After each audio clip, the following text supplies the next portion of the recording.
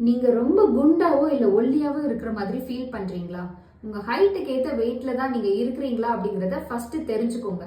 இதை தெரிஞ்சுக்கிறதுக்கு உங்க பிஎம்ஐ கால்குலேட் பண்ணணும். உங்களோட பிஎம்ஐ வச்சு தான் நீங்க எந்த வெயிட் கேட்டகரியில இருக்கிறீங்க அப்படிங்கறத நம்ம பார்க்க முடியும்.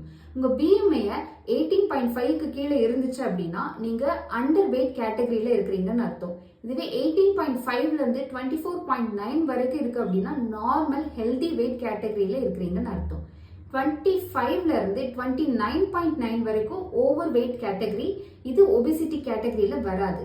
30ல இருந்து 34.9 வரைக்கும் ஒபிசிட்டி கிரேட் 1. 35ல இருந்து 39.9 வரைக்கும் ஒபிசிட்டி கிரேட் 2.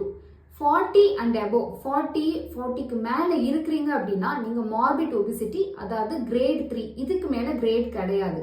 இப்போ உங்க பிஎம்ஐ எப்படி கால்குலேட் பண்றது அப்படிங்கறத பத்தி நம்ம பார்க்கலாம். உங்க பிஎம்ஐ கால்குலேட் பண்றதுக்கான ஃபார்முலா இதுதான்.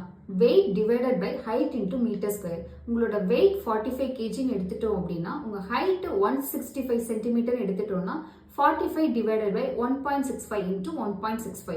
இதோட ஆன்சர் 16.5. அதாவது இந்த பிஎம்ஐ அண்டர் வெயிட் கேட்டகரியில வரும். இதே மாதிரி உங்க ஹைட் உங்க வெயிட் வச்சு நீங்க எந்த கேட்டகரியில இருக்கிறீங்க அப்படிங்கறத தெரிஞ்சுக்கோங்க.